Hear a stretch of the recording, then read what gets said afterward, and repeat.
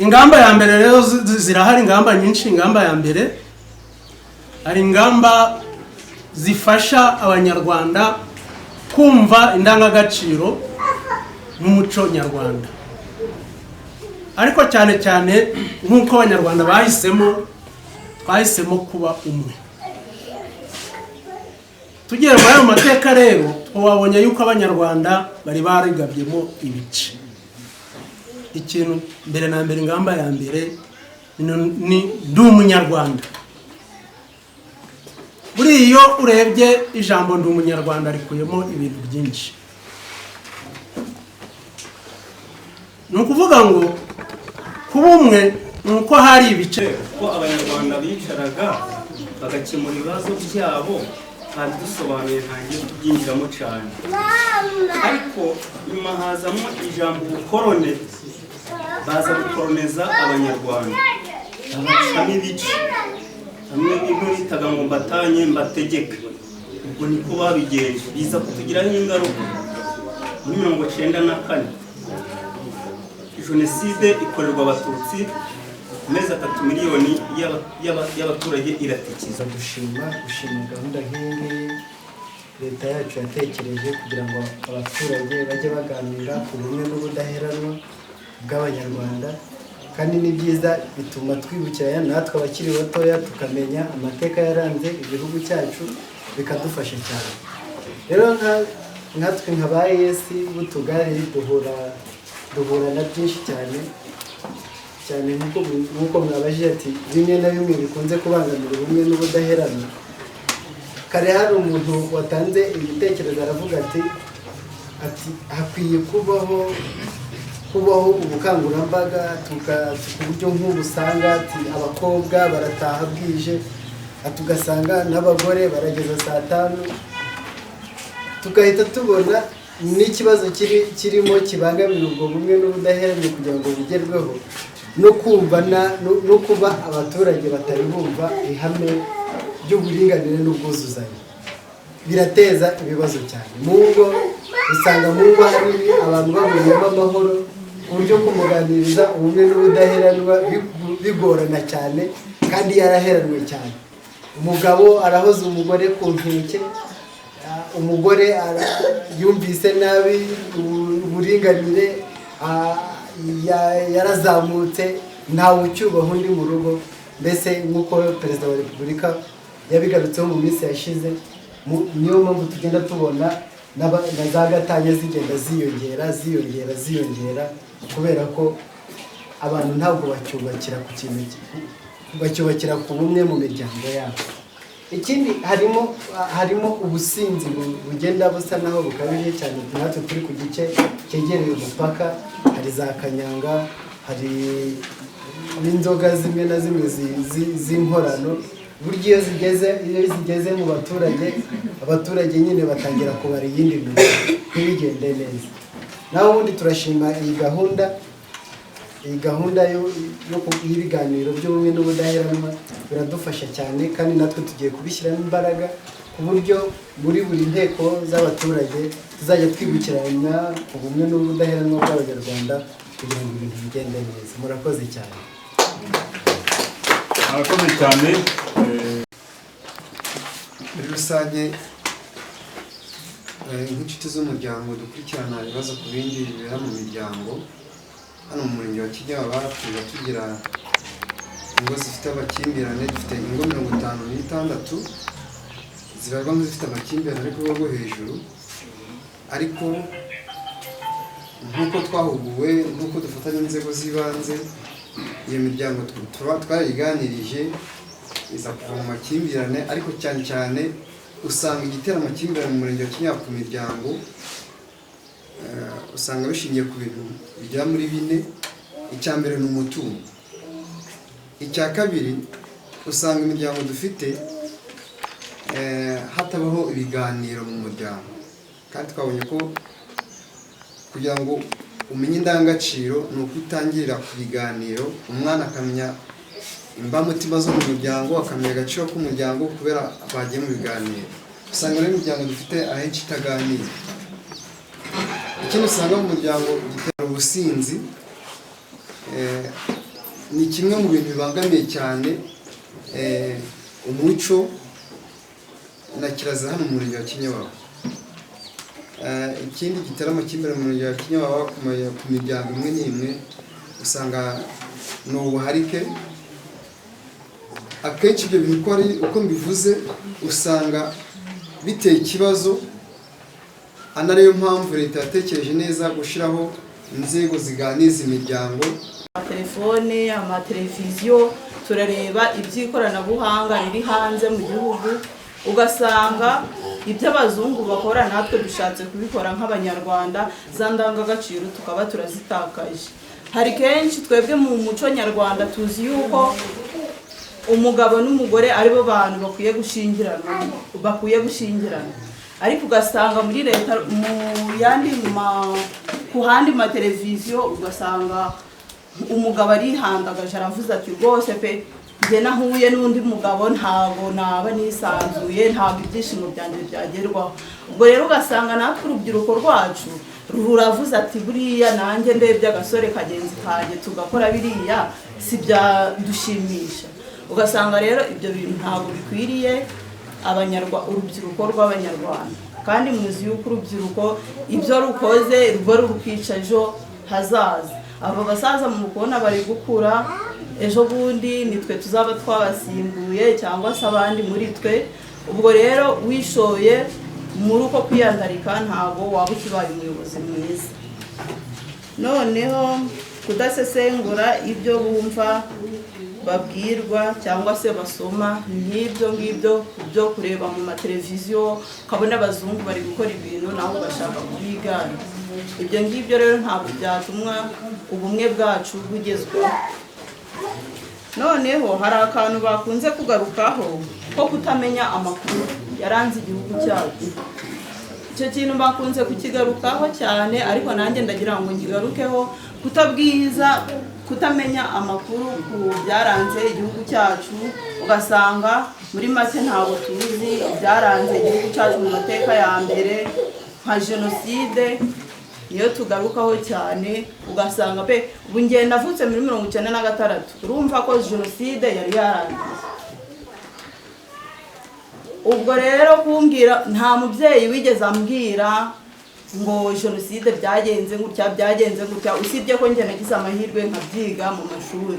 Ariko nkamwe ababyeyi muri hano abenshi murabyiga, mwakagombye kubwiza abana banyu ukuri, mukababwira ibyakorewe mu Rwanda muri 1994, mukababwiza ukuri kuko abenshi byakozwe muhari.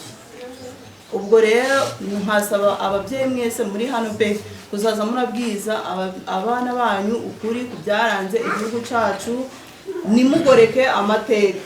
Kuko hari kenshi usanga n'ababyeyi bavuga bati n'abahutu barapfuye, ntabwo ari abatutsi bapfuye gusa. Ubwo rero umubyeyi ubwiye umwana icyo kintu rwose ntabwo biba ari byiza. mujye murabwiza abana banyu ukuri. Murakoze. Izo ni zo nzitizi dukunda kubona mu rubyiruko rwacu. Murakoze. Tugaragariza inzitizi cyane cyane zigaragara mu rubyiruko. Tumaze rero kumva izi nzitizi zibangamiye n'ubudaheranwa mu rubyiruko ndetse no mu banyarwanda muri rusange, turagira ngo muri uyu mwanya dusabe umunyashingwabikorwa w'umurenge wa Kinyababa atubwire muri make ingamba zo guhangana n'izi nzitizi zagaragaje. Nyakubahwa, uyu mwanya ni uwanyu. Murakoze. Nk'uko tumaze kubyumva, hari inzitizi na none tugihangana nazo. Dusubiye inyuma tukajya mu mateka, twabonye yuko abanyarwanda bari umwe, ariko kubera ubukoroni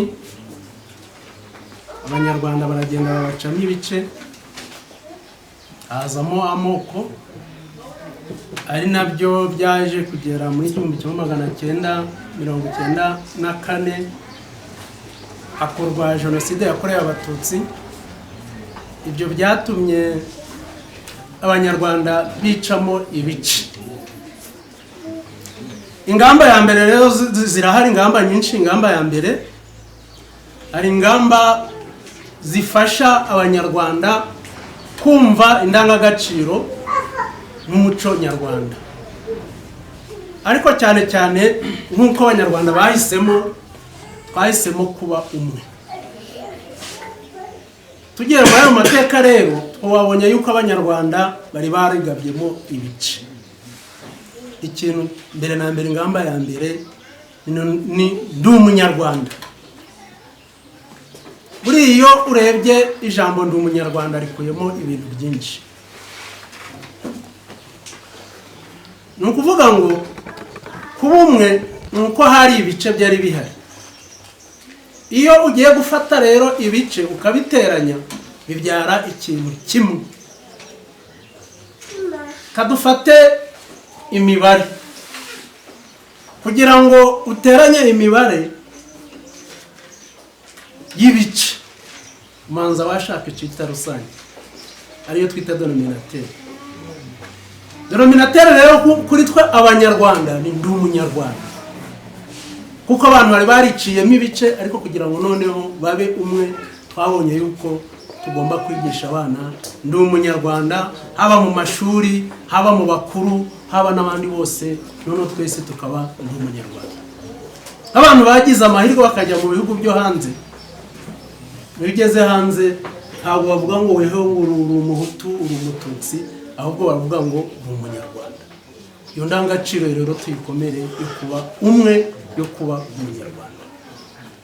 Mwumvishije yuko hari ibintu binakomeye cyane mu nzitizi bagaragaje. Hari inzitizi ijyanye n'ingengabitekerezo ya jenoside. Ingamba rero ni uko tugomba guhana uwo ari we wese ugaragaje ingengabitekerezo ya jenoside. Murabizi hari n'abatabivugira hano ku mugaragaro cyangwa se mu ruhame, ariko hari ingengabitekerezo ya jenoside ikorerwa ku mashiga, kagenda atariko kabaza umwana ukamubaza uti si shaho harya wumva iwanyu bavuga ngo uri iki? Ashobora kukubwira ati ngewe mama yambwiye yuko ndi kanaka, cyangwa papa yambwiye yuko ndi kanaka. Uwo mwana yavutse abizi, ariko kubera ya ngengabitekerezo ibera ku mashiga, nibo bagenda bakigisha n'ubundi y'amoko atagidufitiye akamaro, kandi twebwe twarahisemo kuba umwe, kuba umunyarwanda. Hari indi ngamba nayo tugomba gufata nayo ikomeye, ni ukwigisha urubyiruko kumenya indangagaciro ndetse na kirazira. Nta n'ahandi tugomba kubibigishiriza, ni ukubajyana mu itorero. Twumvise ko babivuzeho gatoya. Itorero ni ikintu kinini cyane, kibigisha ibintu byinshi: gukunda igihugu, kuba inyangamugayo, gukunda umurimo. Ibyo byose urubyiruko nibabigisha mu itorero, ndetse bakabigisha no kuba intwari, bagaha n'ingero z'intwari z'abakurambere, na n'ubu tukiririmba kuba intwari. Icyo nacyo ni ingamba zimwe zishobora gufata kugira ngo nibura ibyo bintu byo kugira ngo urubyiruko rugire imyumvire imwe, kandi noneho ku mateka meza, ku bitekerezo byiza. Hari uwigeze kuvuga ku bintu by'intuza by'ibinyamakuru za media n'ibinyamakuru byandika, naho hari abanyamakuru bandika basebya u Rwanda cyangwa se batubibamo ingengabitekerezo itari nziza. Natwe dufite abanditsi, abana beza bazi kureba muri izi za Google, bazi kureba izi hose, bakareba abo banditse bavuga ku Rwanda nabi, ndetse bavuga no ku banyarwanda nabi, nabo bakabandikira babasubiza ndetse banabasenya. Iyo nayo ni ingamba tugomba gukoresha dusenya abantu bashaka kugira gute kuducamo ibice. Hanyuma rero ibintu, ingamba ni nyinshi, ariko indi ngamba nayo dushobora kugira no kureba abantu bakomeretse kubera jenoside yakorewe abatutsi mu 1994. Hari abo basize baramugaye, hari abandi imiryango yazimye. Ingamba rero zihari ni uko tugomba kubavuza ndetse tugafasha niyo miryango yarokotse, hanyuma n'abatishoboye tukabafasha, haba kwiga haba kwiteza imbere. Abambanjirije bari babivuzeho, izo nizo ngamba zishobora gutuma dushobora gusimbuka cyangwa se gusezerera izi nzitizi zituma ubumwe n'ubwiyunge bw'abanyarwanda n'ubudaheranwa bishobora gusimbuka. Murakoze. Murakoze ku ngamba mutugejejeho zo guhangana n'inzitizi zibangamiye ubumwe bw'abanyarwanda. Muri uyu mwanya rero tugezemo tugiye kungurana ibitekerezo, haba hari ufite ikibazo cyangwa se haba hari ufite inyunganizi yabaza cyangwa se n'inyunganizi akayitanga. Umwanya rero ni wanyu.